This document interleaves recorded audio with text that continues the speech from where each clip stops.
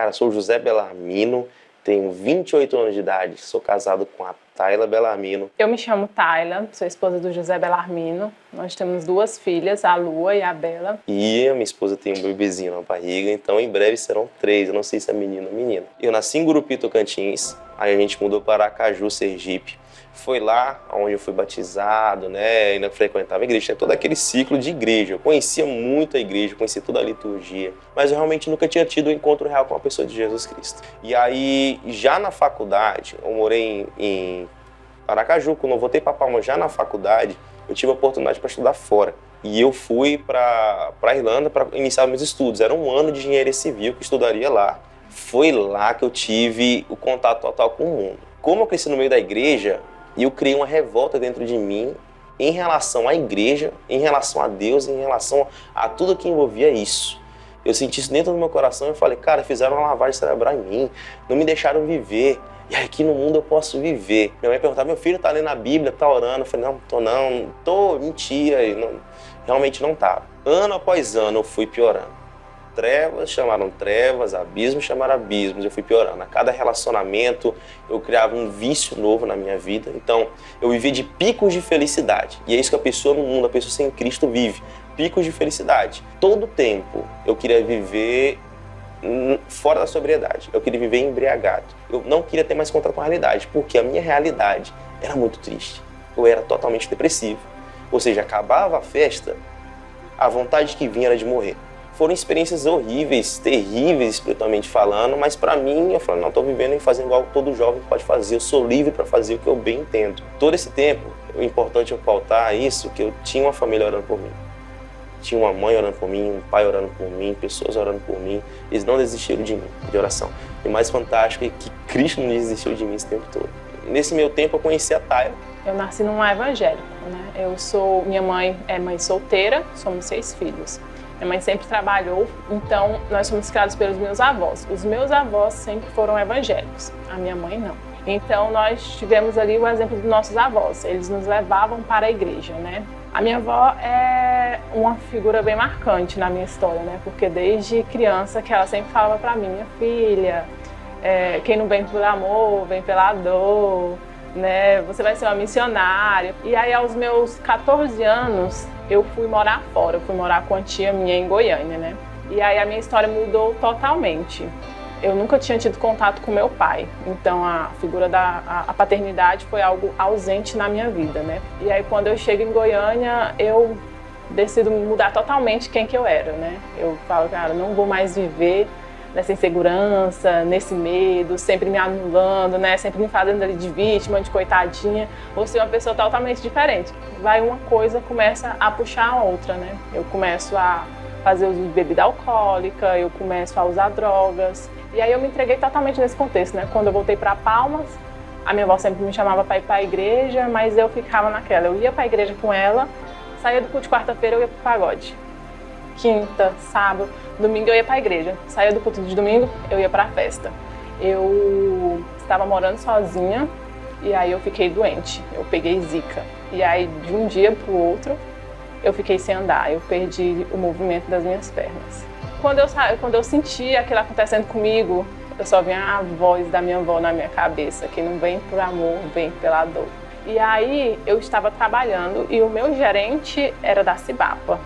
E aí a esposa dele, neste momento em que eu estava internada no hospital, que eu passei um mês ali mais ou menos internada no HGP, ela começou a ir lá atrás de mim, a cuidar de mim. Quando eu voltei para casa, ainda sem andar, ela começava a vir lá em casa e me chamar para ir pro PG. Né? E eu totalmente constrangida, eu falava, olha, para Cibapa eu não vou de cadeira de roda, eu não quero que ninguém fique me olhando. Eu tinha muita vergonha, né? E aí ela falava, não, então vamos no PG. E aí foi assim que eu entrei na Cibapa. Eu entrei na Cibapa através de um PG da Rede Atos, que era o PG da Ana Paula e do Arilton. E foi ali que eu fui muito amada, eu fui muito cuidada. Era um amor assim que me constrangia, que eu não conseguia recusar nada. O que eles falassem pra mim, eu ia aceitar.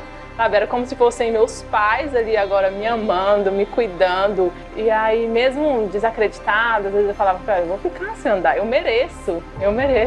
O fato de eu estar na cadeira de rodas, para mim, ainda era uma vergonha, porque era como se todos os meus pecados estivessem expostos.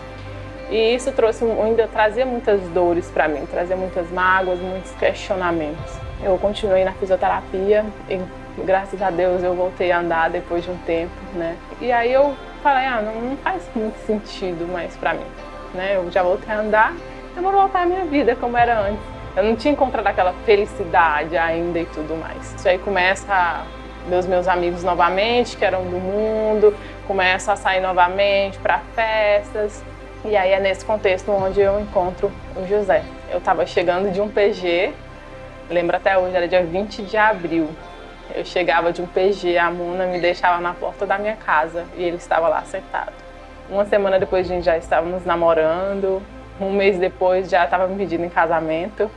Foi bem rápido. Então a gente começou um relacionamento.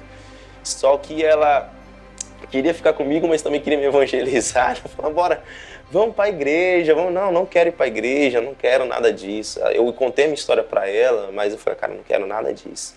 Mas ela é uma mulher muito insistente, né? Não sei se a sua, de vocês são, a minha é insistente, é persuasiva.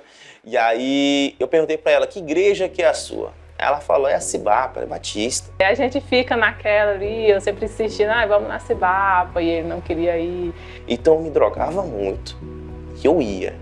E a primeira vez que eu entrei na Cibapa, eu sentei lá no fundo, totalmente drogado, de braços cruzados. Eu sentei lá no fundo e fiquei assistindo. E há muito tempo que eu não tinha contato com nada de Deus, eu falei, cara, eu conheço esse louvor, eu conheço essa música. Eu ouvi as pregações e as mensagens, eu falei, cara, eu já vi essa mensagem, já vi essa pregação. E quando o pastor Valmir, o pastor Cleves, outros pastores faziam um apelo no final do culto, a minha garganta dava um nó tão grande, eu falei, cara, eu não vou. Comecei a frequentar PG junto com a Tayla também, mas eu ia do mesmo jeito. E aí ele começa a frequentar o PG, ele começa, tipo assim, começa a ter aquelas conversas teológicas e aqueles questionamentos e tudo mais, então eu vejo que tem algo ali se abrindo, algo mudando, né? E aí eu cheguei a um fatídico dia, onde eu estava no fundo da nossa kitnet. A Tayla já estava grávida, e eu cheguei numa tarde onde ela saiu para comprar coisas para beber, roupas para beber, e eu fiquei em tarde em casa me drogando. Não sei porquê, eu não sei se porque eu estava muito doido, eu comecei a ouvir a pregação do Rodolfo Abrantes, mas Deus começou a falar no meu coração. Há muito tempo eu não chorava, comecei a ouvir um choro do fundo da minha alma. E aí na pregação, o cara contava como ele foi libertar das drogas, e eu nitidamente ouvi uma voz que falou para mim, esse é o último que você fuma. Quando eu me vi, eu estava no chão da kitnet, prostrado, de joelhos, com a cara no chão, chorando. E Jesus me encontrou. Tive um encontro com a pessoa de Jesus Cristo. E aí eu estava comprando enxoval e o José me liga chorando desesperadamente. Eu falei, o que aconteceu? Ele deve estar passando mal, deve ter usado alguma droga, alguma coisa. E aí ele começa a me falar que Jesus encontrou ele. Foi aí que, milagrosamente, depois disso, eu peguei tudo que eu tinha de droga, tudo que eu tinha de álcool na minha casa, eu botei numa sacola, eu joguei fora naquele dia. Pra mim era muito difícil de acreditar que as coisas aconteciam assim. Eu nunca tinha visto nada na minha família, nenhum no contexto, algo assim tão sobrenatural acontecendo assim, dessa maneira tão explícita na minha frente. E aí pra mim era difícil de acreditar. Né? Até mesmo pela minha mudança, que eu tentava e não conseguia. Eu sempre voltava pra lama, eu sempre voltava pro fundo do poço. Mas aí eu vejo a transformação dele dentro de casa. E aí a Tayla começou a chegar em casa e ver um cara que se trancava no quarto com a Bíblia dela. Quando tinha mais Bíblia, eu pegava a Bíblia dela, entrava pro quarto e me trancava. Ele pegava a Bíblia, ele entrava pro quarto e ele voltava em prantos de dentro do quarto. Eu, de fato, ele fumava o tempo todo, ele fumava toda hora e ele não fumava mais. E aí foi onde ela também desatinou e falou, não, a gente vai seguir Jesus então. Vendo o relacionamento dele, a transformação dele e a forma como ele me tratava, eu começo a entender o relacionamento de Cristo com a noiva.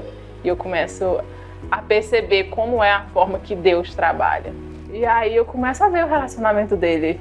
E assim, o que eu esperava de um casamento, o que eu tinha medo de um casamento, eu morria de medo de casar com um cara que tivesse vícios em pornografia, entrasse pro quarto e eu não soubesse o que estivesse fazendo, me gerasse toda essa insegurança, todo esse medo. E eu vejo um cara indo pro quarto orar e chorando, um homem daquele tamanho chorando.